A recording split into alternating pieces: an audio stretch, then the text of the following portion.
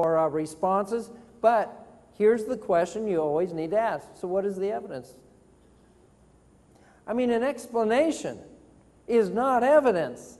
It's an explanation. It's just an answer. It's a story. Give me the evidence.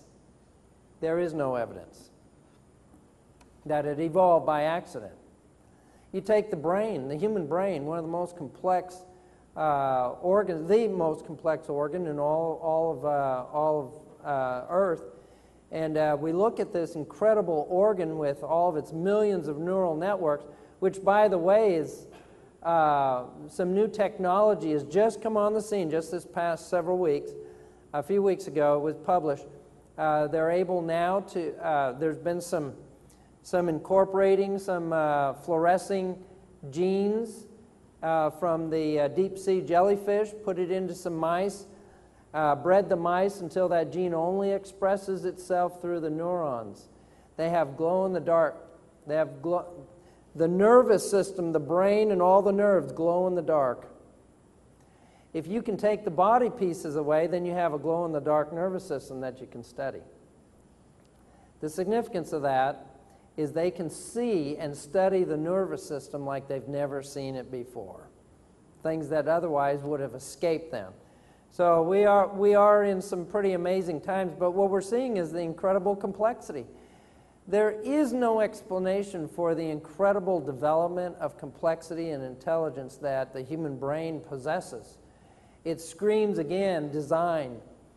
And then body symmetry. I like to throw this one up because when I think about things happening by accident, I always have to wonder, why do I have an arm here and not an arm here?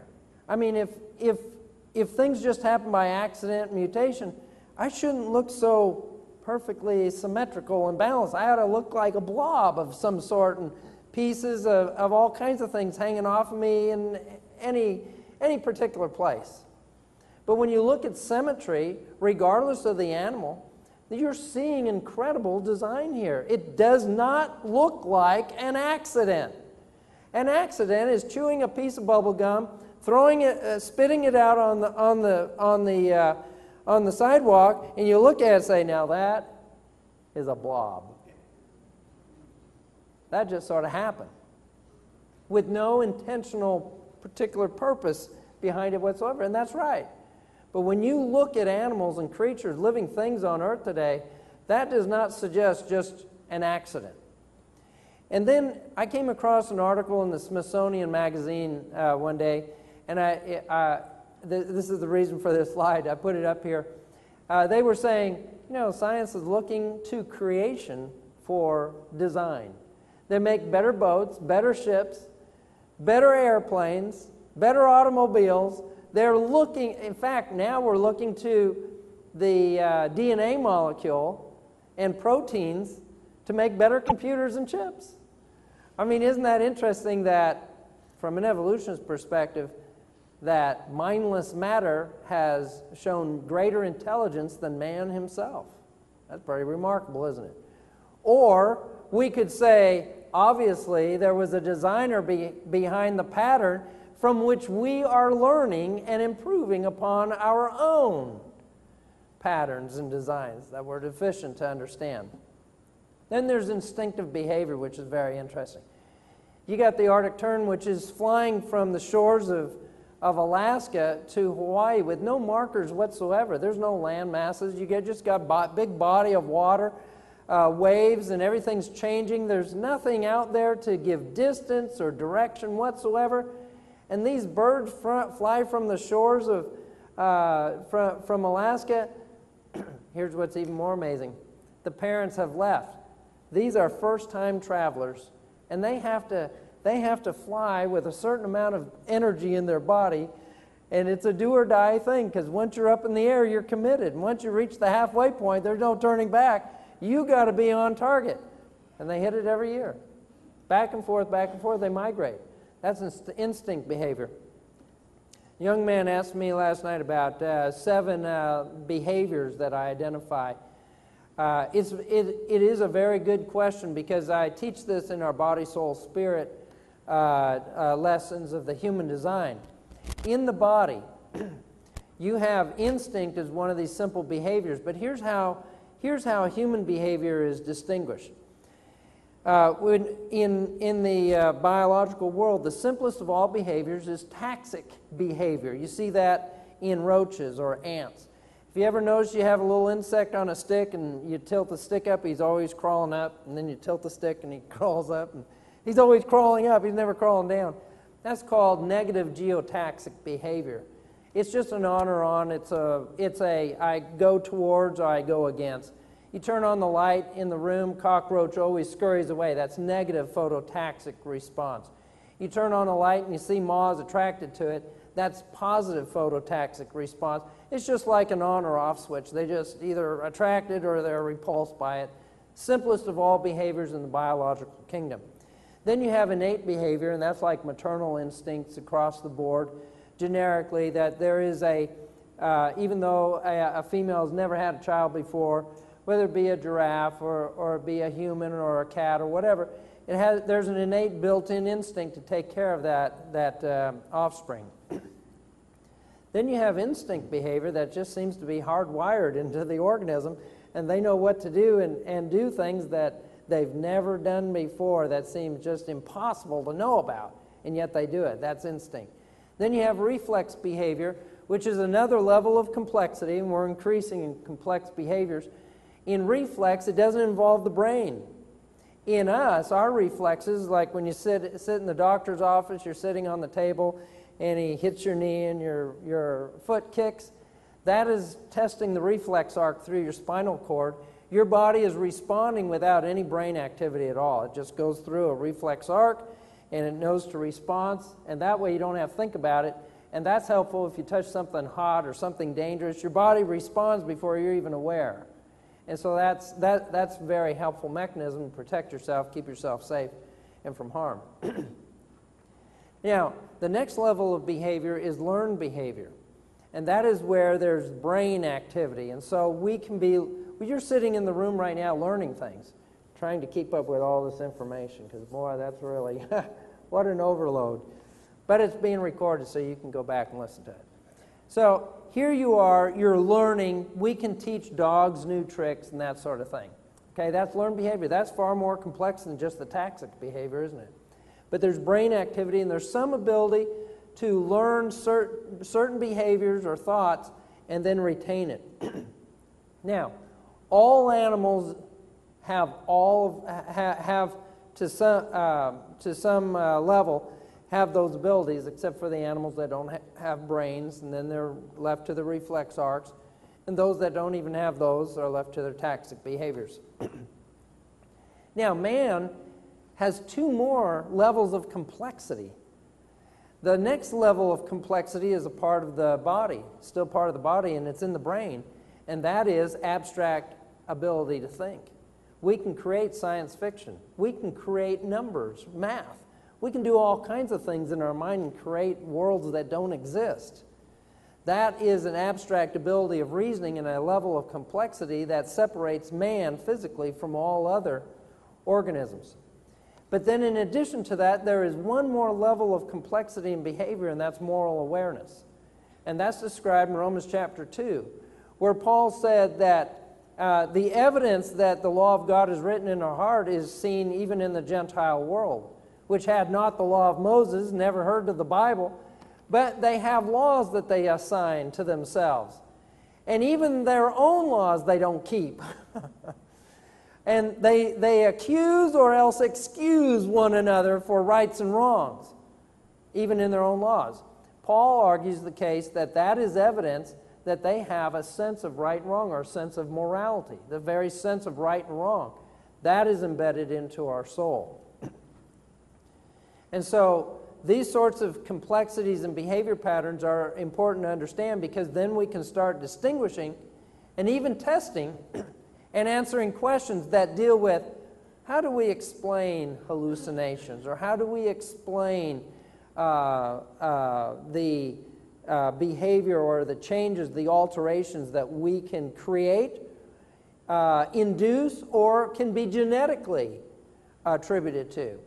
And so it's important to understand those things. But again, it goes back to complex behaviors and spells out a designer. Now, I like the bombardier beetle as my last example, and then we'll take a break. The bombardier beetle, I like to talk about it because here, this little particular variety of the bombardier beetle, it squirts out a toxic chemical at about 100 degrees Celsius, which is boiling point of water, and the acids will eat away at you, and it'll cause some abrasions there, like you see in the picture on that guy's hand. Now, what has to happen is, inside the body of that insect, if those chemicals were to combine, it would blow off its rear end. Now imagine this sort of critter developing by evolution, by accident. Over the years, accident, blowing off their rear ends. I guarantee you, by accident, there are no future bombardier beetles. So the point here is that when we look at cells and we look at our world, whether it be the DNA molecules, organs, even single-celled organisms, we're talking about extreme complexities. And we have to ask the question, is this by design or is this by accident? Well, we have a lot of good reason to believe that it's by design. And we'll pick up with it. We'll take a break right now because this is going to be a little more heavy type stuff, but I'm not going to spend a lot of time on it. We're going to breeze through it on the flagella. All right, so let's take a break and have a time of refreshing. You can gather your thoughts and come up with some questions, then we'll regather.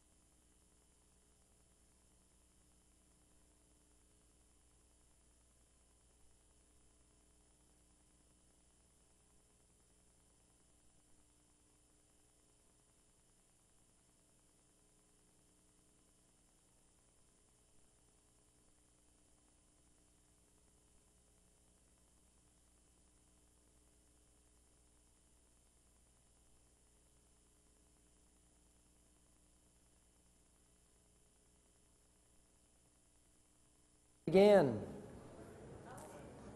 All right, feeling refreshed. We didn't lose too many people. All right, I'm going to wrap up our design segment here real quick, and then we'll move into organizing information to what I consider the real core, the heart of the creation-evolution debate. The pictures that you see up here are part of modeling process describing the flagella of bacteria. These are little whips on the on cells that allow the bacteria to move about. The reason why this is an interesting diagram of what they call irreducible complexity argument, made very popular by Michael Behe in his book Darwin's Black Box, is that in order for that flagella to operate, it needs about 9 to 12 components. It has bushings and bearings, a motor, a hook. It's got the whip itself on there. It's got 2 levels of membranes. It's got proteins that spin it around. It's an incredibly complex machine, and that's just one item on the whole cell. And yet, with all this complexity, what it tells us is that if it misses any one of these components, it does not operate. Well, in evolutionary explanation, everything must have a purpose and a function to be preserved and then added onto over millions of years so these structures can evolve. Michael Behe's argument is, in the irreducible complexity argument, is that you do not have a reason or an explanation by accident or evolutionary process to explain why any one of these structures or any combination of these structures should be preserved over millions of years, waiting for the rest of the structures to appear so that now it can be a functional flagella. Irreducible complexity. He uses the example of the mousetrap. And he says, if you look at the mousetrap, you got the platform, you got the beater bar, you got the spring, you got it all anchored down into the platform, so you got your fasteners. And then you got a hook and a latch that holds it all in place, and then you got your little trigger plate. Any one of those components, missing the string, the beater bar, the fasteners, the trigger, any one of those components, missing it, you don't have a mousetrap, and no mice are being captured. Well, Kenneth Miller, who is one of the spokespersons, making his fame now and claim to speaking for evolution, says that, well, I can explain how the mousetrap can come to be, one part at a time. And he does. He got about 7 steps all the way down to it started out with a toothpick. And there it was, a little toothpick. And that's all you needed, because it would stab things, and then it would evolve, and it would become a moving toothpick. And then it would... Anyway, he goes through this whole explanation. What has he done? He's given you a story. Does the story provide evidence? Does that explain what... Does that refute irreducible complexity? Not at all. Not at all. It's just a story. That's why I use that as an example. Hey, there's always an answer.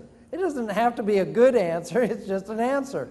What you have to do as an intelligent person is be able to recognize, okay, are you giving me something reasonable, something rational, some evidence that I can work with or not? All right. So what we're looking at here is design arguments, and that's why we've looked at the DNA molecule, why we dealt with the evolutionists arguing or refuting. You can't use a design argument. Oh yeah, you can. Look at the SETI program. You're using it for yourself. And then this last bit of information on design is the fine-tuned argument. Fine-tuning is the idea that when you look at all the variables, all the forces, all the values of things that exist, we should not be here. It's just astronomically impossible that we should even exist. And why is that? Well, I'll just give you the first example here on strong nuclear force. There's weak nuclear force, electromagnetic force, there's gravitational force, which just a few weeks ago they published a finding of the Higgs boson, which gives explanation or some of that digital information we've been looking for to explain gravitational force. So that was an exciting find. But with each one of these values, for example, the strong nuclear force, it holds protons together in the atom. Why that value of force? We know it exists, but why does it have that particular value of attraction for each other? Why not a little stronger or a little weaker? Now, if it was a little stronger, everything would collapse and the world would not exist, and life as we know it could not exist. If it was just the smallest fraction less, everything would fall apart and nothing could exist. Life would not be here on earth. Same way with every one of these other forces. And there's about 100 to 200 identifiable variables with specific forces that, think about it, why that value chosen from a myriad of values that it could have had. And then consider the ratio of those forces to all the other elements and attributes that exist that make it possible.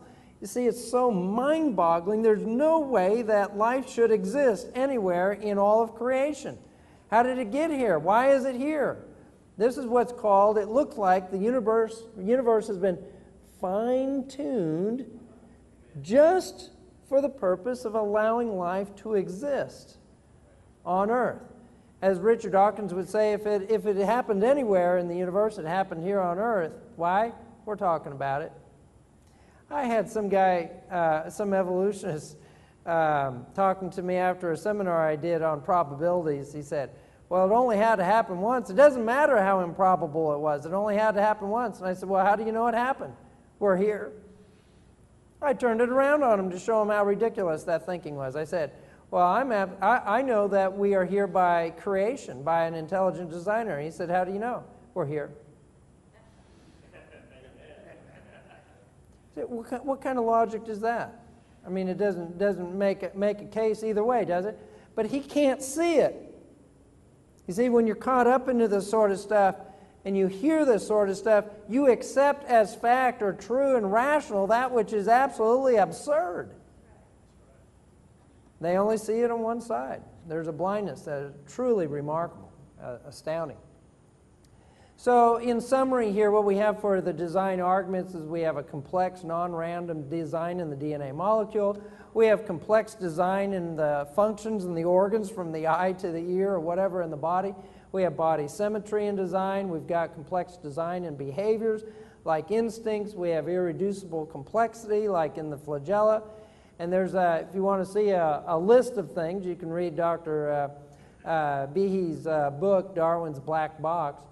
And then fine-tuning of the universe. All these things scream at us, hey, there is design out here. All right, anybody have any questions about design? Okay, let me give you what I consider the most important part of the whole lecture right here, and that is these 3 points in the outline. The origin of the universe, origin of life, origin of species.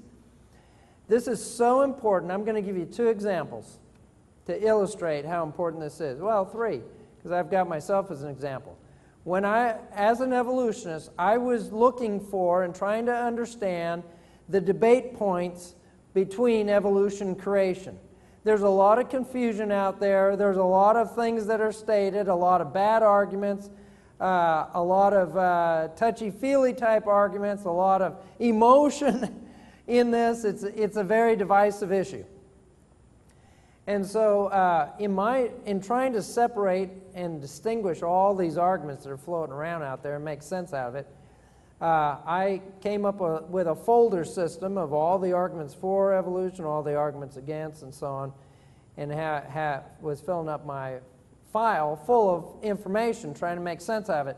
This organization fell out. The arguments for the origin of the universe are different than the arguments for the origin of life and species, which is different than that for life than it is for the origin of the universe, which is different than for species. And by keeping all these arguments and information separate, distinct, then you are able to identify what are the points to really truly be debated. And once you have the questions formed, now you know what answers to look for. But until you have the evidence identified and until you ask the right questions, You don't know what the answers are. You don't know what answers are relevant and are important. I needed that. Now, in this 2.5-year-long debate that I had going on, Dr. Cherry was a part of that.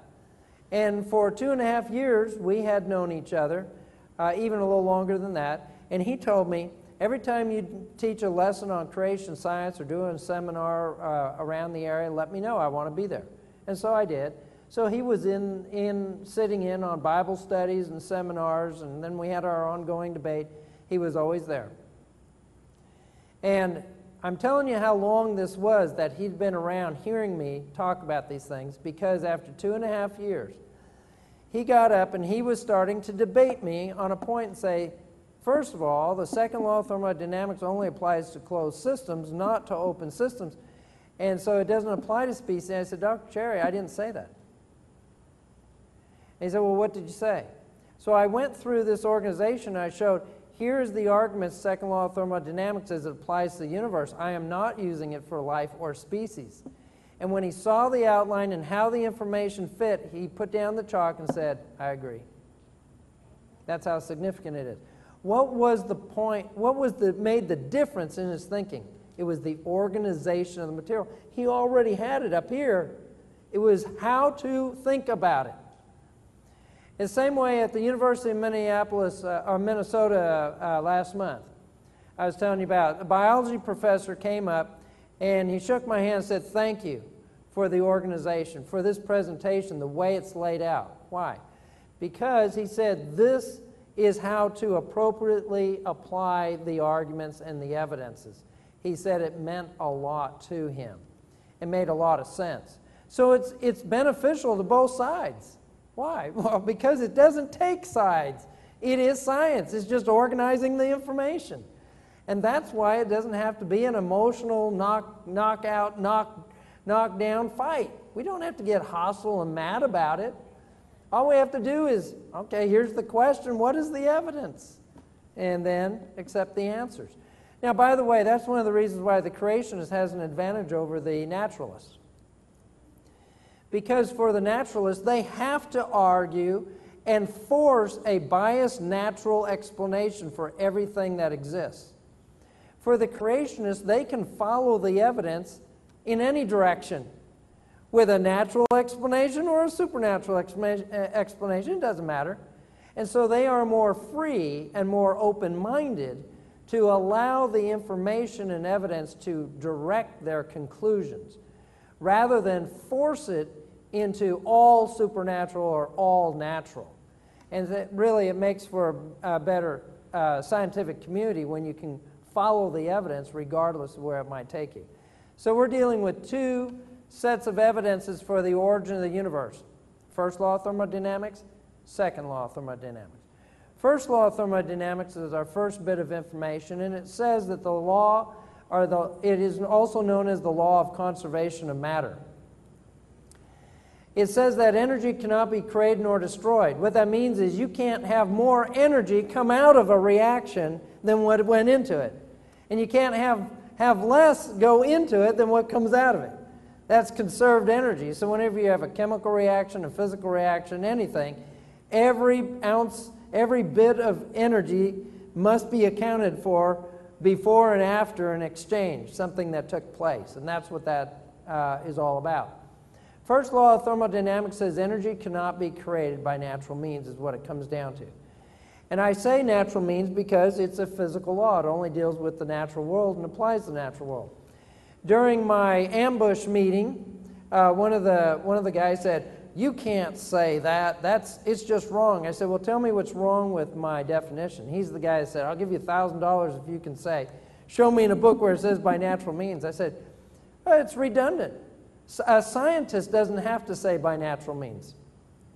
And it is redundant, but I say it for you and for others who are not scientists. And the reason for that is because you don't know that it only applies to the physical or the natural world. And so I'm just repeating what is already known by the scientists. It is stating it true. He said, "It's just wrong. You can't say that. It's wrong." I said, "Tell me what's wrong with it." Yep, that's how silent it was. There's absolutely nothing wrong. Can energy be created or destroyed? No. Can it be done by natural means? No. So what's wrong with the statement? Nothing. That's right. Energy cannot be created nor destroyed by natural means. Okay, so we established that point. That's the first law of thermodynamics. That means that the universe cannot create itself. And yet, everything in the universe is energy. The light, sound, heat, the floor, your body, the podium, air molecules, anything that you can touch, taste, feel, see, smell, interact with, measure, it's energy. You say, I thought it was energy and matter. Matter is energy. How do we know that? Well, if you remember the famous equation by Einstein, he gave us E equals mc squared. That means energy equals mass times the speed of light squared. See, there's a relationship between mass and energy. In fact, you can release energy out of mass by burning it, can't you? And you can quantify it.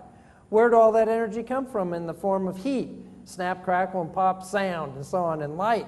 You see, you can take all that energy, and whatever comes out of that fire must have come out of that piece of material, that matter. It was all there. And whatever comes out of the fire, out of that chemical reaction between oxygen and the wood, whatever comes out has to have been in the system, because you can't just create that energy out of nothing. First law of thermodynamics, right? So there's a relationship. Everything that exists is a form of energy. What do we know about the first law of thermodynamics? Well, if everything in the universe is energy, and energy cannot be created by natural means, then where did it come from? If it didn't get here naturally, then it must have got here supernaturally. What did we learn about scientific models of explanation and studies in the laboratory? You prove what can't be. And what have we proved that can't be? Well, the first law of thermodynamics says energy cannot create itself by natural means. We know how it did not get here. Well, then what's left? Supernatural. That's right. The creation model is supported by the scientific data. Now, on the other hand, evolutionists propose something different. They propose that everything that exists came about by natural means. That is, something exploded from nothing and gave us everything. Now you say, well, that's silly. Nobody would ever say that. Oh, no, I'll guarantee you they are saying it. You say something from nothing?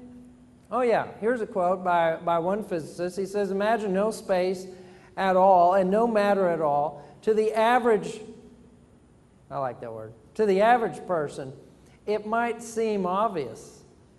I like that word in there too. I mean, this statement is just incredible. It might seem obvious to the average person that nothing can happen to nothing, but to a quantum physicist, nothing is in fact something. And you got to... Yep. Now, it has meaning. I know what they mean. But when I see this, and I see this being taught to our students without explanation, then I do not feel compelled or obligated to explain this idiocy, what appears to be idiocy. There is something intelligent behind this. But this is pure idiocy. This is propaganda when they start doing this. I'll tell you how far it goes. In a debate with one of these two guys that I told you about, the ambush, years ago we had a debate, and it turns out in preparation for that debate, he's a philosopher and I'm a scientist. He had dinner the night before our debate with the particle physicists at the university to prepare for our debate. And this physicist told him something can come from nothing. So he used that in our debate. And as he's saying that, I'm looking out in the audience and checking to see what are the expressions on the people's faces. This guy is saying that first law of thermodynamics doesn't say that something cannot come from nothing. And anyway, he stood by his point. And I had pointed out that the first law of thermodynamics is a law because as of today, there's no evidence against it. It's irrefutable, irrefutable, irrefutable. As of today, there's no evidence and no reason to think that it's not that way. And if something could come out of nothing, then we would not have the first law of thermodynamics. It would have been disproven. So why do we still have the first law of thermodynamics? Only because it has never been shown to be wrong.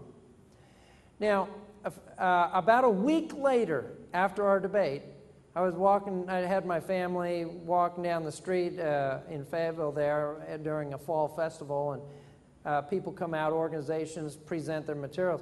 Well, the free thinkers had their neo-atheistic literature out there evangelizing the crowd to be atheists. And he says, hey, come on over here, you need to read this stuff. And I said, well, I've already read it. Well, anyway, we got into a discussion. Pretty soon we're debating. And then we had a crowd developing, and then we had to move out from the booth, and we were out in the middle of the street, and the crowds are coming. And we have this impromptu debate in the street. And I'm pressing him, because he's saying, I've got reliable source that says something can come from nothing. And I'm pressing him. Who told you that? Who told you that? Finally, I got the name, Dr. Harder. So as soon as we were done with our conversation, I went immediately home before they could call him and give him a heads up that I was going to call him. I gave him a call, and I said, Dr. Harder, Kruger is citing you as his reference, that something can come out of nothing. And he said, oh, yeah. Yeah, that was established years ago in the 1930s. I said, what experiment are you referring to? Well, he was referring to the vacuum experiment where they sucked all the physical particles, molecules, air molecules out of the chamber, and they detected pressure on the inside plates there. So they were detecting matter in there even after they sucked it all out. It's called virtual particles. And he was saying, see, something comes out of nothing. I said, well, I'm familiar with that experiment. That's not something coming out of nothing. That was a demonstration of conversion of one form of energy into another form of energy. Law of conservation of energy. Radiant energy converting into mass energy and then back into radiation energy. I can still hear the voice. Yeah. Nailed him. Bald-faced liar. If anybody knows better, a physicist knows better. He had this guy who, he's just as much of a liar as Harder too. And the reason for that is because even after he debated another friend of mine, another philosopher, and he brought up the same argument after I had corrected him. And I correct him every time we encounter. That's why I say we can't have a friendly exchange. Oh, by the way, my friends wanted to come and sit on the discussion. This is no casual, friendly, hey, by the way. I have corrected him every time we've engaged in these debates that about this claim, something come out of nothing, and he continues to use it over and over again. And he says, I have a reliable source. So he pushes it off on someone else. They're liars. Because they won't explain what this means. They want you to think that something can come out of nothing. This went around, I think we spent about 45 minutes or so in our ambush debate on this point. And then I said, give me the evidence that this can happen. And he said, well, I can give you some very smart people's theories. I said, I'm not looking for theories. I'm looking for the evidence. He moved on to the next topic. I got out my phone. I said, just a minute, Doug. Let me write that down. It's one for me. Let's make sure we're keeping track here. There's more to that because they keep claiming they're bashing me and trashing me, and I mean, it gets nasty when you read their stuff, what they have to say about me. But they keep trouncing me in victory again and exposing me as a quack. And I'll tell you, they have never done that. And just like this argument, just because they give an answer, they think they've won. Even though they've been shown to be wrong and false and fallacious. And the thing that really makes it more astounding is they got a PhD in philosophy. They ought to know good thinking from bad thinking. Yeah, they do.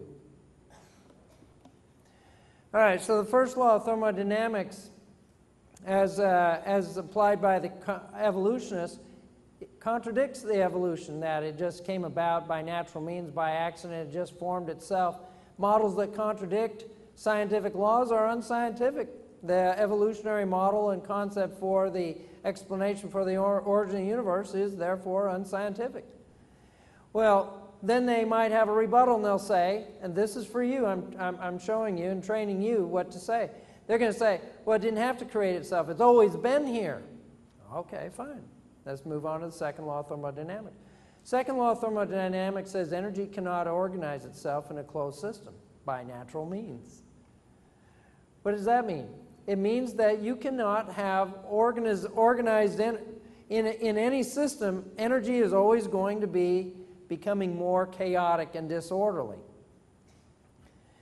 Now, I like to use an illustration of a clock. If I have a clock here, the only way I can keep it ticking is I have to keep putting energy into it, okay?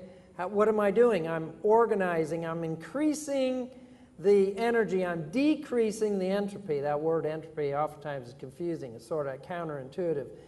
Entropy means chaos. So whenever you see the word entropy here, just think the total chaos of an isolated system tends to increase. Disorder increases over time. How many of you have had a house or a boat or a car and it keeps wearing out? That is the second law of thermodynamics in action, all right? Now, I like to sometimes say that it's usable energy. If I have my clock, I have to put usable energy into the system. If I don't wind it up, what happens? Tick, tick, tick, tick, tick, tick, and exhausts the available usable energy. Now, if I put it in a box and nobody can ever get to it, what happens to the clock? Will it ever tick again? No, it's in a closed system. So it can never tick again, second law of thermodynamics. All right, here's how it applies. Entropy is all about decay, about chaos, about disorganization. Usable energy always increases in a closed system. It explains why water always flows downhill. You never saw a waterfall flowing up, have you?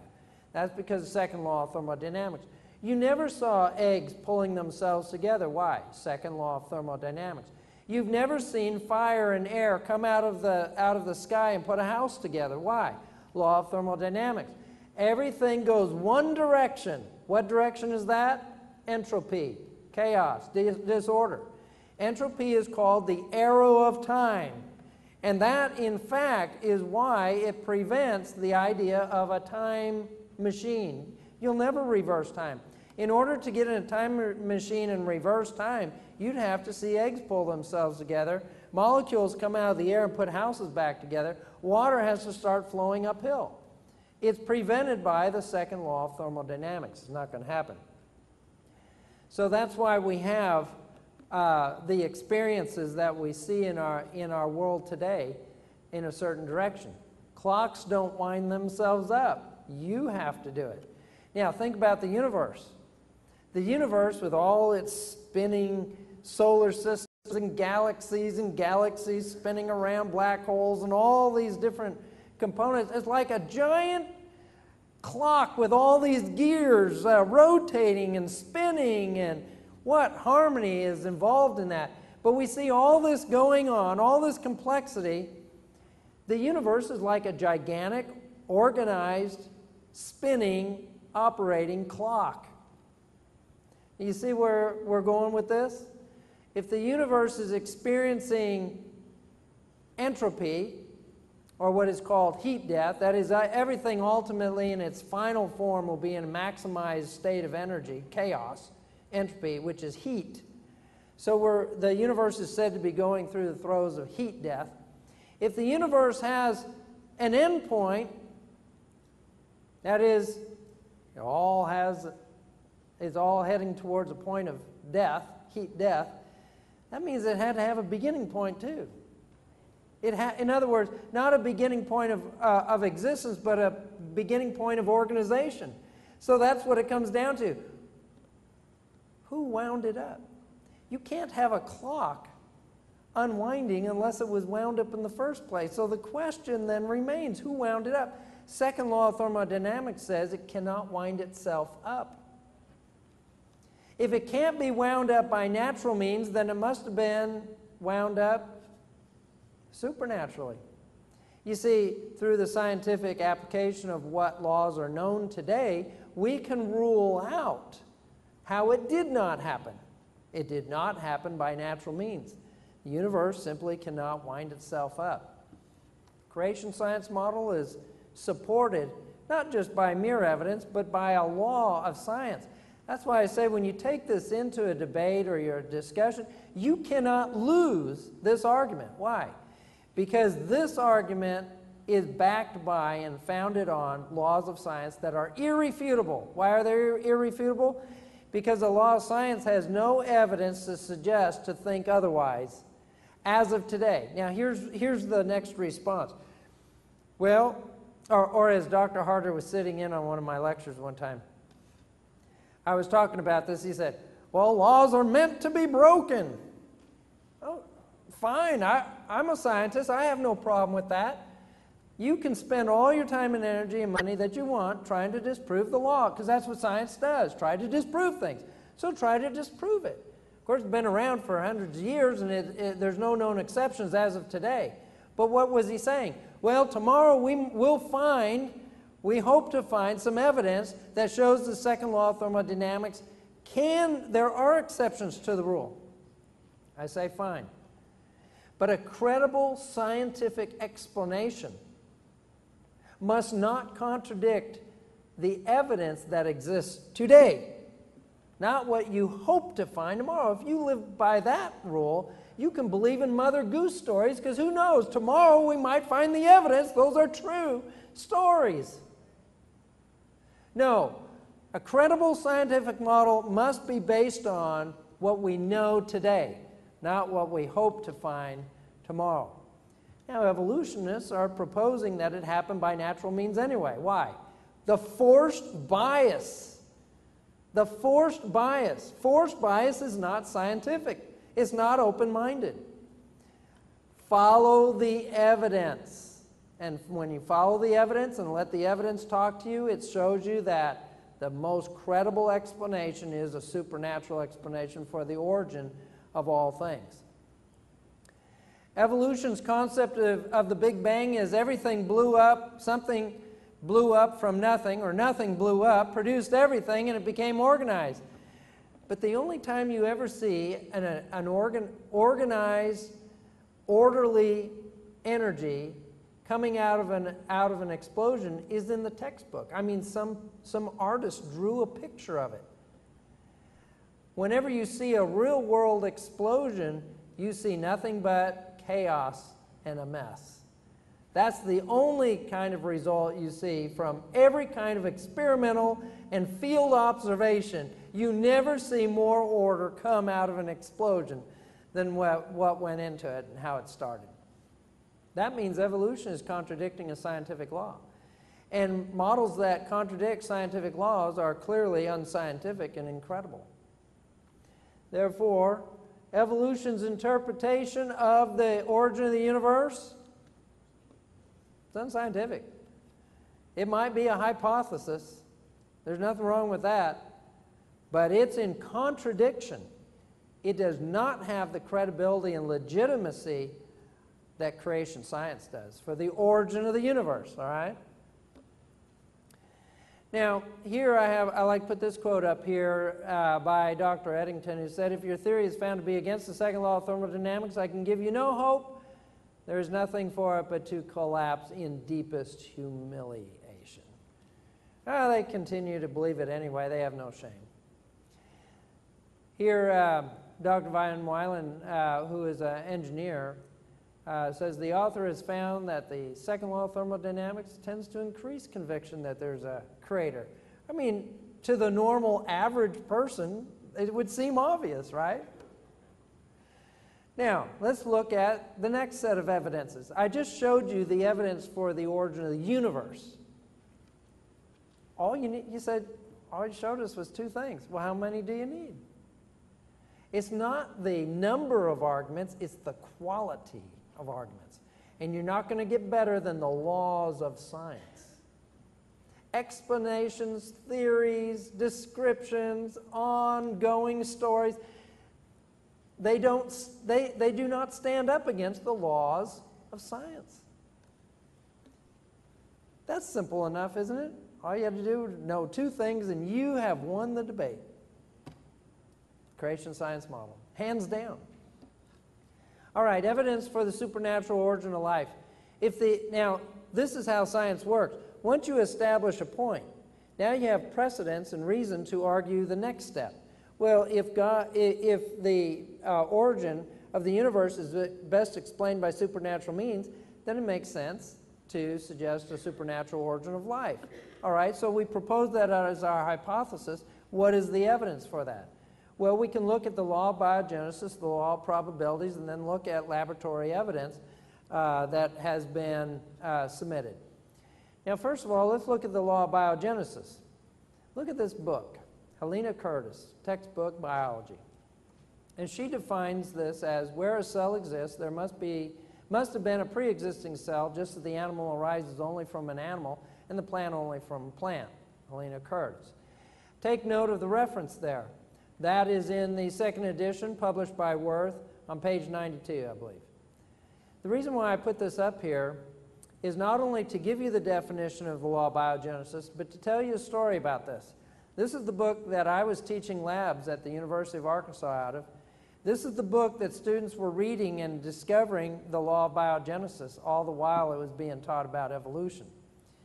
This was the book we were using even when we showed the film with Theodosia Dobzhansky telling the students what the general theory of evolution was and how man came from ultimately from the Big Bang and then gave rise to the origin of life and then species. This is the definition. You will no longer find this book at the University of Arkansas.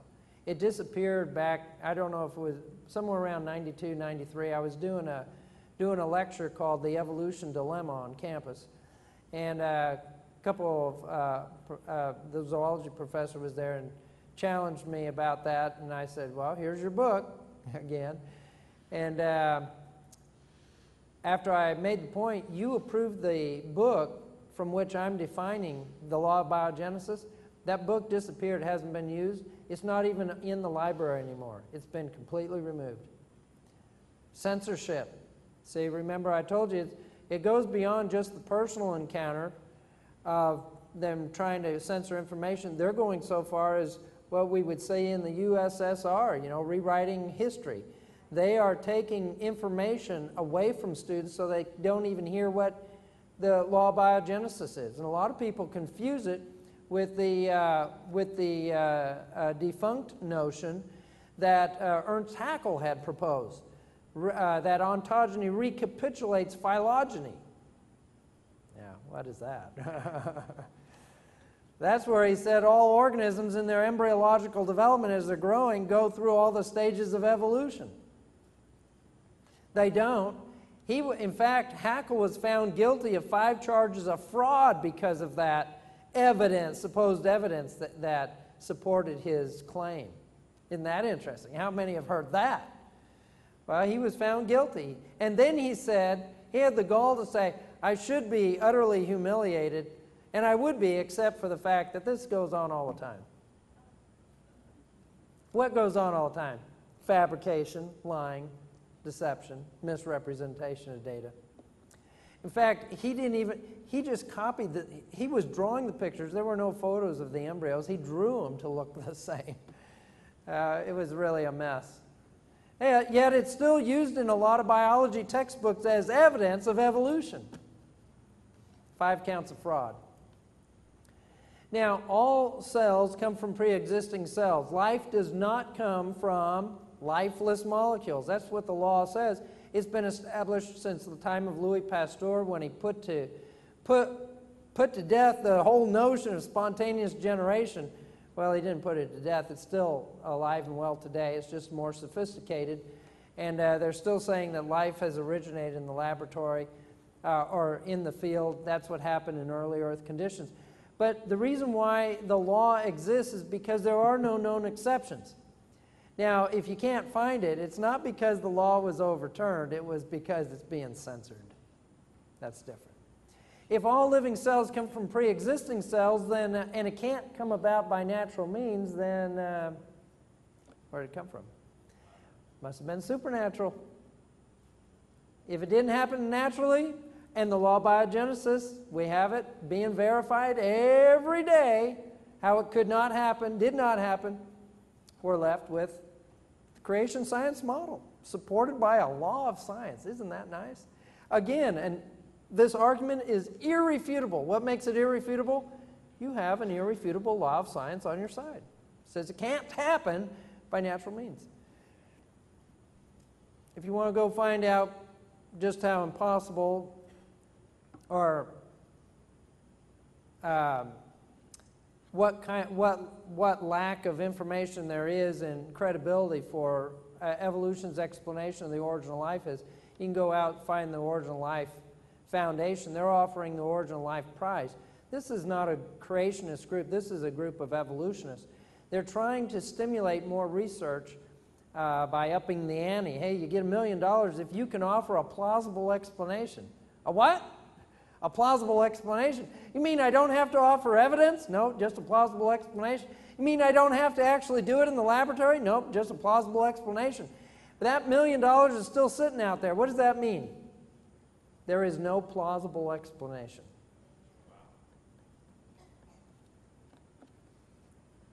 The foundation wishes to encourage the pursuit of natural process of explanations and mechanisms.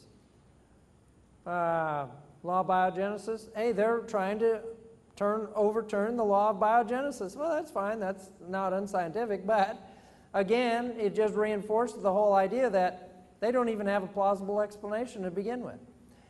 So how did so many biochemical pathways get integrated into one coherent, unified, and sophisticated metabolic process? Yeah, that's the big question. Evolutionists proposed that it happened anyway in spite of the law of biogenesis, in contradiction to a known scientific law, and then they call themselves scientific. What? You can't have a credible, legitimate scientific explanation that contradicts the law of science at the same time. It doesn't work. Models that contradict laws of science are unscientific. So here just a couple of quotes here where people are just ringing they're just expressing the futility of this. Careful experiments, notably those of Pasteur, showed that this conclusion was due to imperfect observation, that is, spontaneous generation. And it became an accepted doctrine, the law of biogenesis, that life never arises except from life. So far as actual evidence goes, this is still the only possible conclusion. Hey, that's true as of today. This quote says it's a mortal blow. Well, it's still alive and well, not because of evidence, but because of the stubborn persistence of people's determination that there will be a natural explanation. The reason why the law of biogenesis exists is because if you know anything about cells and its metabolic pathways and its complexity, there's no way it could just pull itself together. People think of a little cell as simple, but it's anything but simple. Dr. Talbert, who was the head of our department, he always taught metabolic pathways of cells. And I had some good talks with him as a student. And then after I left the department, another friend of mine was sitting in one of Dr. Talbert's classes, and he came to me and said, "You know what Dr. Talbert said today?" I said, "What?" He said, "Well, he was going through the glycolytic pathways and describing things in the cell, and he stopped and he turned around and he told the class, you know, this kind of stuff makes you want to get your Bible out and start reading it again."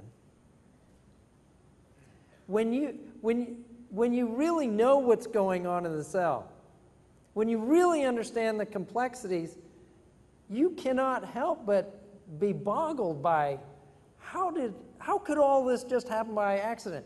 I was sitting in a eukaryotic cell physiology class, and we were sitting around. It was a grad level class, and we're discussing things and biochemical pathways and feedbacks and speed rates of reactions.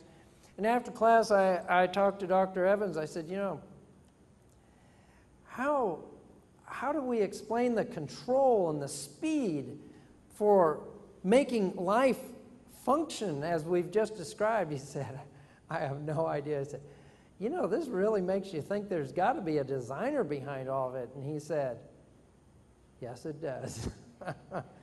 I'm telling you, they may not accept it, but it's there. After one seminar up in North Dakota at the university, I had a geneticist talking to me. We stood out in the parking lot for about 2 hours, going around and round on the same arguments. And he finally said, I see what you're saying. I can't accept it, but I understand what you're saying. You see, it can't be. They resist it. They don't want it to be true. And it takes a long time to understand it. But you got all the arguments on your side. Now, here's the law of probabilities. I gave you the law of biogenesis. Here's the law of probabilities. I'm not going to go through all the numbers, but just the chance formation of one recognizable protein has been calculated to be 1 in 100 billion chances. This is just the appearance of a protein, not a cell, not life, just a molecule. No big deal. Freshman chemistry students make all kinds of products and molecules all the time in the laboratory. Just a small little protein chain of 200 amino acids forming by itself 10 to the 260th power. And you're thinking, wow, yeah, how do you relate to that? What does that number mean? Ernst Borel, who is a French mathematician, calculated the numerical probability when you come to that threshold of impossible. Now, this is 10 to the 260th power just for a single molecule. How many molecules do you need to put a living cell together? He calculated 10 to the 50th power is impossible. There's the number and how many zeros 10 to the 50th power is. Yeah, it keeps going. That's how improbable it is. 100 billion, billion, billion. 1 in 100 billion, billion, billion chances. He said when you get to that point, it's impossible. We're talking about 1 in 10 to the 260th power for one molecule. How many seconds are there in 15 billion years? How many seconds? 10 to the 17. That number sounds too small. No, that's how big that number is. See, we're not used to thinking exponentially. That's how big this number is. Tick, tick, tick, tick, tick. How many seconds in a week? How many in a year? How many in 10 years? How many in 100 years? How many in 1,000 years? How many in 1,000,000 years? How many in 1 billion? How many in 15 billion? That's how big that number is. Why, just on probabilities alone, there aren't enough seconds for anything to appear. You're talking about things appearing one chance in 260 power. There's not enough seconds in the universe for even a molecule to appear.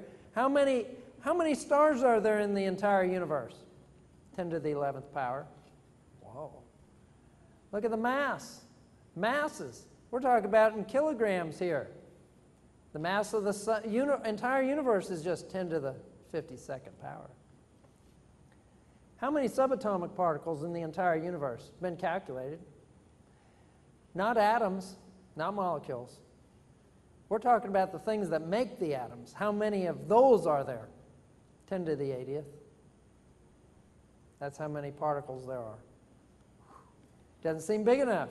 No, that's how big the number is. The transformation of one cytochrome C molecule, a critical component in cellular respiration. Just that molecule, a small molecule. By comparison to others, 10 to the 36th power. It's not going to form itself, and you need a whole lot more molecules. The transformation of a single molecule coming from lifeless molecules. This is Dr. Morowitz. This was in my biochemistry textbook at UC Irvine. You say, why would an evolutionist calculate these improbabilities? I mean, it seems to work against them. No. What they say is, wow, it happened anyway.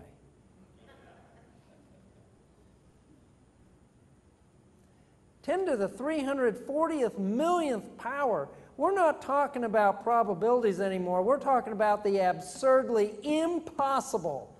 That's why the law of biogenesis stands true today. That's why it's irrefutable. That's why there are no experiments to even suggest that it could be otherwise. Isn't that amazing? So, if we have these probabilities working against the natural accidental origin of life, then what are we left with? It's impossible. If it didn't happen naturally, then it must have happened supernaturally. Creation science model is supported by the evidence, scientific evidence. Evolution, on the other hand, is proposing and forcing the bias. It had to have a natural explanation. Okay, fine. What is the evidence for it? I can tell you a story. I don't want a story. I want evidence. You see, there is no evidence because the laws of biogenesis and probability say it can't happen. They insist it had to happen by natural means. Why?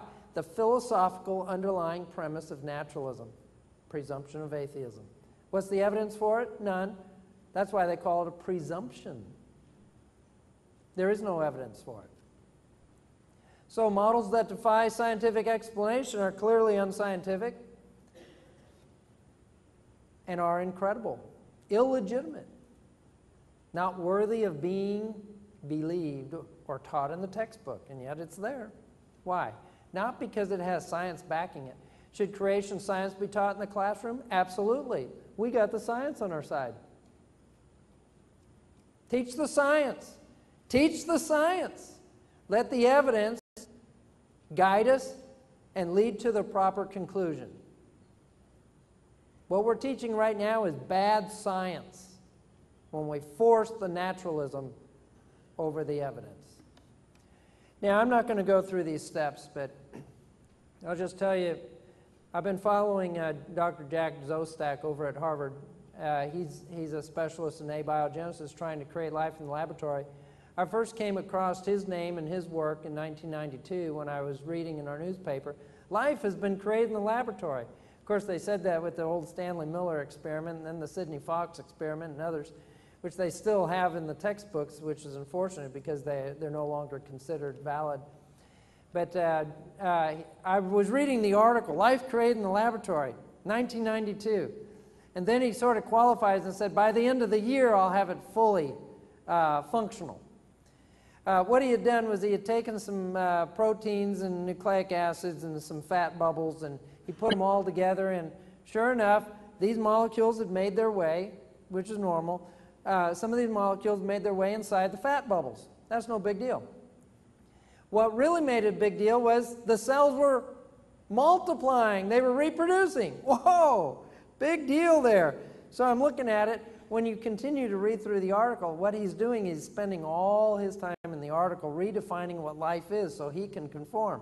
Remember life, Origin of Life Foundation? If you want to see the best definition of what physical life is, go out there. They've got it all spelled out because they got $1 million on the line for it. Well, Jack Szostak is trying to redefine life so he can be the first man with all the wealth and fame that comes with it to have created life in the laboratory. Reproducing itself. Well, it turns out, by the time you get through all that rigmarole of redefining what life is, you get down to the end and he says, well, here's how the cells reproduce themselves. He shook the flask and the bubbles divided.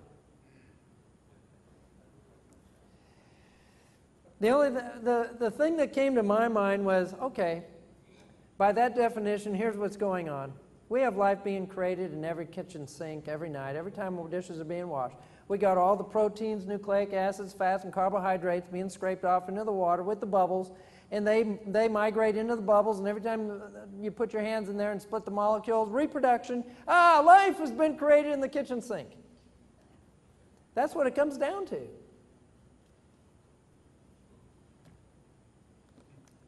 It's absurd. I mean, it's sort of, in a way, it's sort of fun because it's so easy to refute evolution. But on the other hand, it's really frustrating because, you're not talking on rational level. That's why these guys are so insulting. During this ambush meeting, I mean, it turned into just a name-calling and saying derogatory things about me and just going on. And Taylor apologized for setting that meeting up and putting me through it. I said, well, now you know why I don't want to meet with these guys. We're not talking intelligent. We're not having a rational conversation. I'm just sitting there listening to all this name-calling and belittlement going on. Why? Because they can't go anywhere with it. I keep nailing them, and the only thing they have it frustrates them to no end, and all they've got left is to resort to name-calling. I see it on the web all the time. In fact, if you want, there is one section. I've got a video up on YouTube you can find. I think it's called Dawkins, God More Likely Than Not, or Evolutionist Double Trouble. One of those videos. Usually I turn off comments because all I get is nasty comments. Nastiness. Nothing intelligent, just nastiness. Well, during Christmas vacation, during my vacation time, I thought, well, I'll take some of these backlogs of comments and I'll answer them. And one of the points I made was, thank you for making my point. You're not saying anything intelligent. You're just using ad hominem, character assassination attacks, fallacious belittlements, etc., and they keep coming back and they don't stop. And I said, thank you for making my point. Thank you for making my point. Thank you for making my point. Now you know why I don't allow comments without approval, because I don't want all this cussing and cursing and nasty swear words up on my account. If you had something intelligent to say, I would post it. So I leave it out there. One guy said, take my comments off after I've been making my point. I said, no, I'm leaving it up here because it makes my point.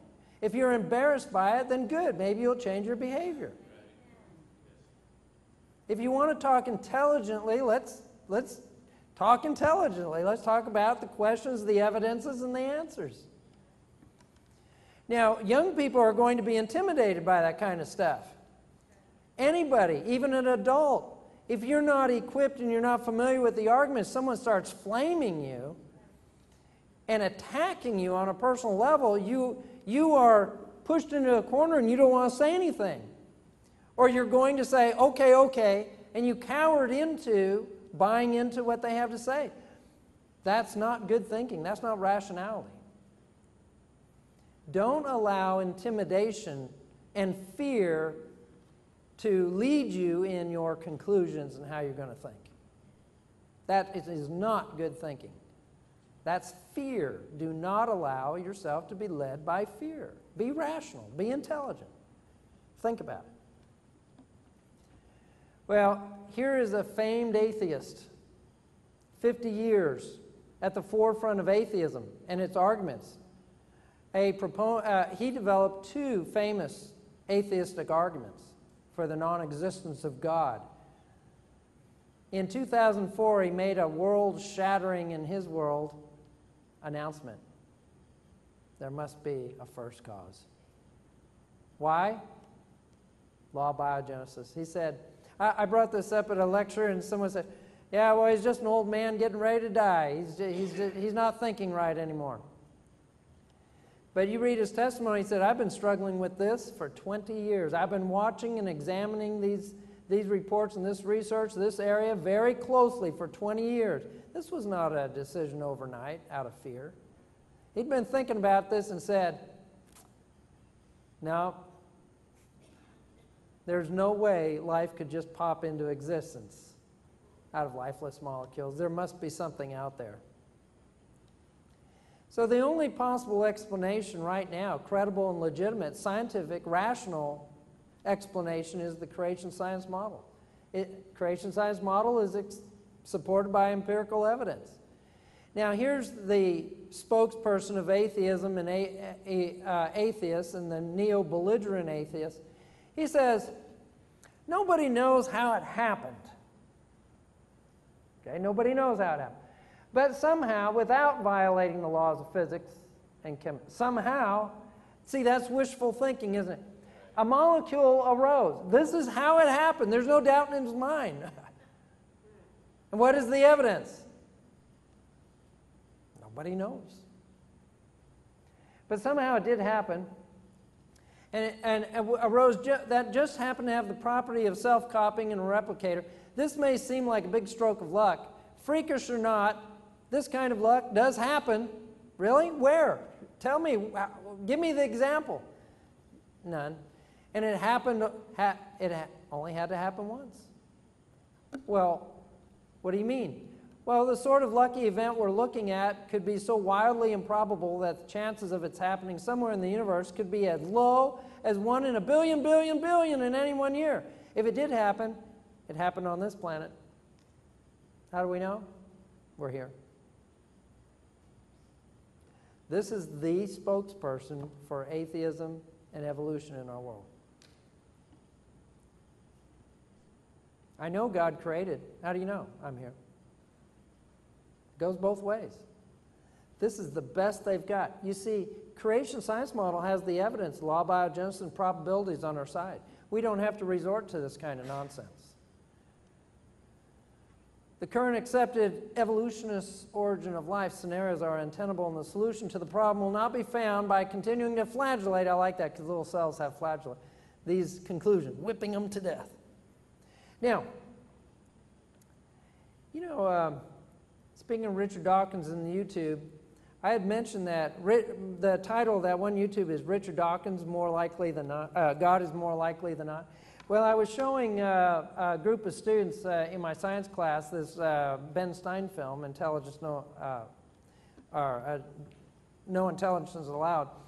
And I was doing commentary on that last debate point, and Richard Dawkins is getting pressed by Ben Stein. He says, well, what do you think the probability that there is a God? Oh, not likely. Well, give me a number. Well, I don't want to give you a number. Well, go on, 50%? No, certainly not 50%. Oh, well, you know it's not 50%. Well, 51%. No. Well, give me a number. So he says, finally, 99%. 99%? So I was talking to the class about that. I said, you know, in Richard Dawkins' book, on There Is No God, he says that the probability of life forming from lifeless molecules is something like 1 in a billionth, billionth, something like that. I said, you know what that means? There's 1% chance that there's God, and there's only 1 in 1 billionth chances that life could arise from molecules. That means, according to Richard Dawkins' calculations, God is more likely than not.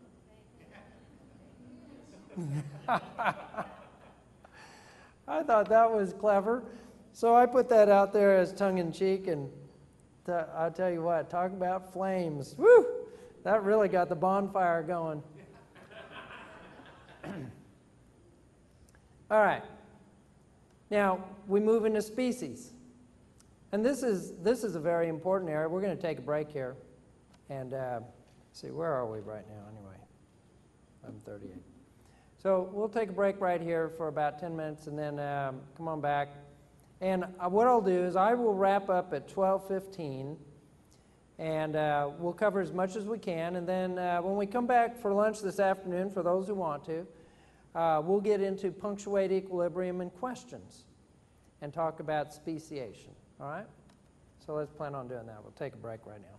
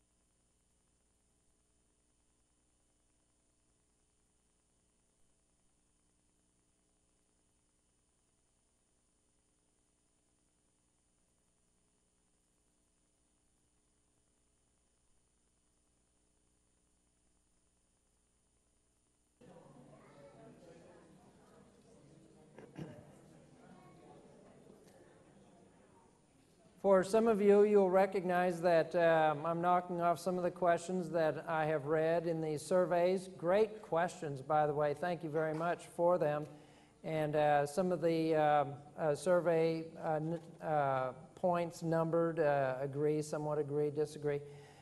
Great response. Thank you very much. And we're hitting a lot of these points. I haven't covered all of them yet, but certainly we can cover that this afternoon, some more of these. But thank you for the questions and the feedback. And we are knocking off some things that's helping me track and determine some of the things that I'm saying here. All right. We've established that there is a scientific credibility and evidence and reason, rational arguments for the creation science model. Origin of the universe, origin of life. Did you notice that the evidence for the origin of the universe, laws of thermodynamics, were not in the origin of life? Two different sets of points, two different sets of evidences. And then we look at the origin of life, and we see that, okay, now we're talking about probabilities and law of biogenesis. And then just looking at the properties of molecules, it's just not going to happen, no matter what the probabilities are. When you know chemistry, you know that, hey, two molecules that come out of the same column, for example, in the periodic chart, or the electron configurations are just not such that they're going to react. It's just not going to happen. So when you see those sorts of things in the chemistry and looking at life experiments, it cannot happen. But again, that requires a little bit more training and experience in science. All right, having established, though, that the best scientific explanation for the origin of the universe and life is supernatural, then we have the logical conclusion, well, what about the supernatural origin of species? That makes sense. All right, so we go into evidences, and we've got laboratory results, we've got fossil record, and we've got law of probabilities. Now, there's a couple things that need to be said about species when we talk about it, because we live in a day and age where we have the species problem. What that means is there is no standardized definition of a species. Now, back when Carolus Linnaeus had originally used the word species, he took it out of the Bible in Genesis. It's the Latin word for kind. Kind produces kind. Species produces species. So an organism is going to reproduce the same kind of itself. And so you've got organisms that are going to reproduce and produce more of its kind. Well, you can, Canis familiaris and Canis lupus, which is the wolf, these two organisms can reproduce. They can be bred. Well, what that means is that we've got organisms that are being named as different species, but they're obviously able to breed, and so we don't have a clear definition of the word species. In fact, the evolutionists refer to that as the species problem, because you've got ornithologists who study birds, and just minor variations, they'll call it a new species. But then you got the herpetologists who's studying the frogs on the East Coast, migrating from Florida up to Maine. They get to a point where they can't even reproduce. You can't even breed the two populations, the one in Maine with the one in Florida, and yet they're called the same species. How do you make sense out of that? You don't. That's why they call it the species problem. So we have to define the term. So as I'm communicating to you today, when I say that there are no new species observed forming in the wild, that's true based on a particular definition of kind. And so what creationists are doing, and part of their research, is to define where are the boundaries. Are these boundaries, we know some organisms are defined as a kind within the term species, but some go into the genus, some into the family, even up to order, maybe even class. Depends on who's defined the species in that particular study of organisms. So this is a challenge for us, and the creationists are working on defining those boundaries of kind produces kind. And these are just some quotes that I'm putting up here about the problem of speciation. And then what you'll hear in creationist literature is you'll see the word kind or type, or they'll refer to the Hebrew word Brahman, And so you might have a different set of words that are being referred to, but this is what creationists are trying to do, and this is why you see them use the words kind or some other word rather than species, because of the confusion that exists. All right. Oh, let's see. Let's catch that picture there. Now, in creation design research, they're looking for what is called horizontal change. Adaptation and variation can occur within a defined group of organisms, a kind of organisms, a species, but there's no vertical transition from one kind of organism to another. And that brings us up to taxonomy, which is the biological field of organizing organisms according to their similarities and their differences. And I like to use the example of cars. You got some antique trucks and antique cars, and then you got your modern day trucks and cars, and you can organize them according to their appearances, similarities, and differences. Are they biologically related? No, obviously not, but you can still organize them according to their structures. Well, compare the automobile industry with the biological world. You're looking at billions and billions of species, and even millions that haven't been discovered yet. And we're constantly discovering new varieties of organisms that were unknown. Hey, this simply shows you, man, this is a monumental task. Just trying to organize and taxify and make sense out of all these organisms. So in taxonomy, what has happened is organisms have all been lined up, and you can see differences and similarities from one organism to another. That's all by design. The evolutionists will say, well, that's by progression. Well, okay, we got two different interpretations, two different frameworks, don't we? The creationist understanding of how things, why there's similarities and differences, and the evolutionists. Now, we have to look for the evidence. But right now, what I'm telling you is that when we're talking about organization, we're just talking about explanation. We're just talking about interpretation. We're not looking at evidence. And this is important because evolutionists use this to their favor. There's a subtle implication built into this I'm about to show you. Now, in conscription, in the field of taxonomy, this is how you can sift and sort through all the varieties of organisms. So you have seven different levels of classification. You go from the kingdom to the phylum. So you might go to from kingdom Animalia. You're not talking about the monera or the fungi or the protista or the plants. You go to phylum Chordata, and now you're not talking about organisms that are invertebrates, but vertebrates. You go to the class of Mammalia, and now you're talking about hairy organisms. And you can keep progressing down, and you can see how all the different sorts of organisms can be classified based on categories of similarities and differences until finally you get down to Homo sapien there. And so every organism then has a specific scientific name. That is how we name all organisms, through the conscription process. That every organism that is known has been assigned to a kingdom which belongs to a certain phylum, which belongs to a certain class, an order, a family, a genus, and species. And it is the genus species name that we identify organisms with. Okay, you are this, Homo sapien, genus species, Canis familiaris, Campylobacter jejuni. All these sorts of names all come down to genus species, and that's how scientists refer to all organisms. And it's through this organization that we can communicate and make sense of life on Earth, which is very important.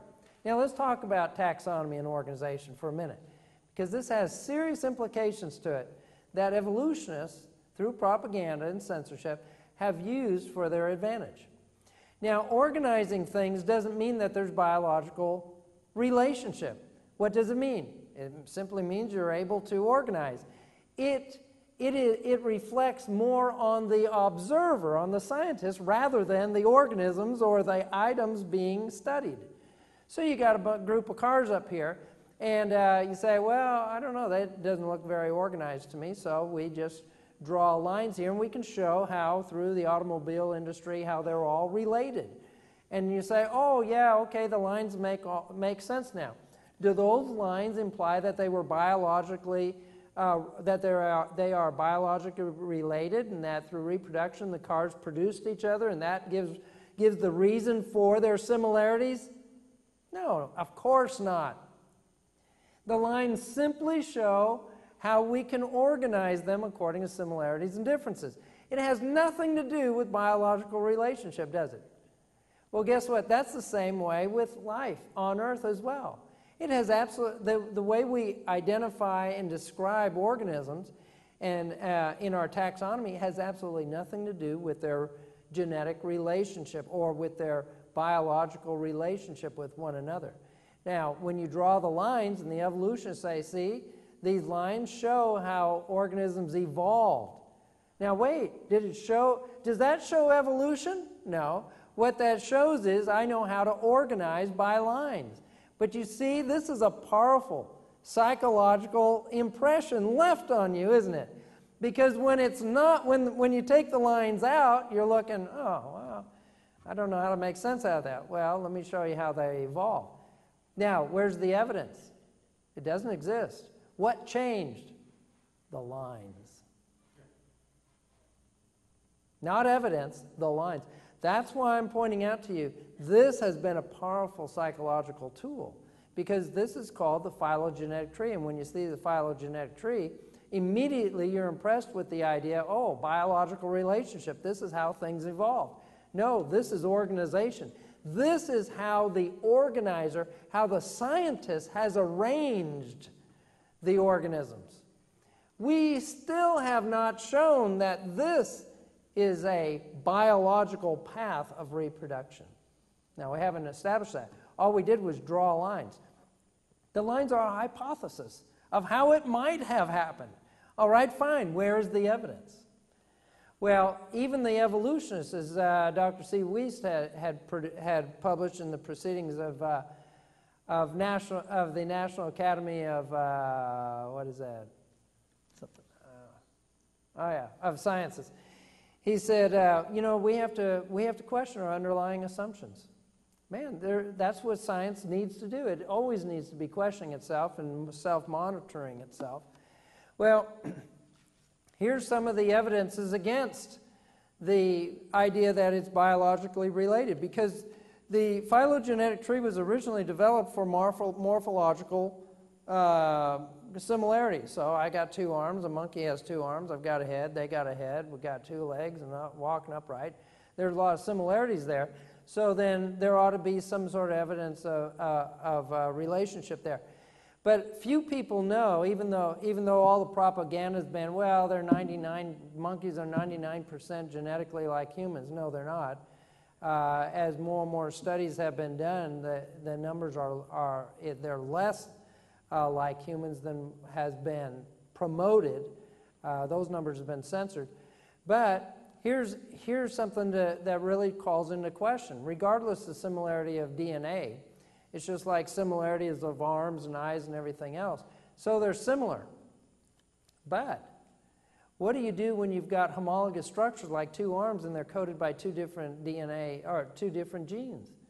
Now, doesn't it make sense that the phenotype, what you see, and the genotype, which is the code, doesn't make sense if the phenotype evolved, their similarities, doesn't make sense that they got the same genotype that had to evolve? I mean, the same code had to mutate and change to produce the change in the structure you're looking at. So the genotype should be related to the phenotype, and we've discovered that's not always the case. Not always the case. I didn't say it's 100% time of the case, but that's all you need, because if it shows that it can happen without similar genes, that means that even if it does have similar genes, that's no big deal. Because that doesn't rule out a designer. That simply means that we're looking at how do we rule out an explanation. We rule out an explanation that evolved by showing that phenotypes are not always connected with their genotypes. I'm not going to say any more about that. I see glazed looks. All right. So it gets a little more involved here. But here are some questions that are being posed by evolutionists and creationists. Well, how do you explain that? Now, here's the big question. Can organisms change? Absolutely. I mean, we have a picture of all these different types, dogs, shapes, sizes, and so on. Genotypes, which is encoded in the DNA, in the genes, produces the phenotype, the physical features that you see in an animal. So genotype is responsible for the phenotype. And if you change the genotype, then you're going to change the phenotype. And you're going to look different. Why? Because the genotype controls the phenotype. And so it makes sense that you're going to look different if you change the code. Now, there used to be the thinking among evolutionists that if you keep chopping off the tails of mice, Lamarckian theory, that the next generation is going to produce short-tailed mice. Well, we know that's silly, and we say, nah, that can't happen. Well, it's being revived again, by the way, slightly different. But at the same time, we recognize that the phenotype is not going to produce a change in the genotype. It can go genotype to phenotype, but not phenotype to genotype. Okay. I'm just going to wrap things up here rather quickly. But here's Drosophila melanogaster. The whole idea is mutation does take place, and mutation means change. Change in the program molecule, change in the DNA molecule, change in the genotype. And change in the genotype producing change in the phenotype there. And yes, we do see mutations all the time. We see it in plants, we see it in fungus and bacteria, we see it in animals of all different sorts. Mutations do occur. So that's not a big deal. We see all kinds of strange things can happen when mutations take place. So one of the questions, some people do have the idea that if mutations are lethal or most of them are bad, then therefore you're not going to see a preservation.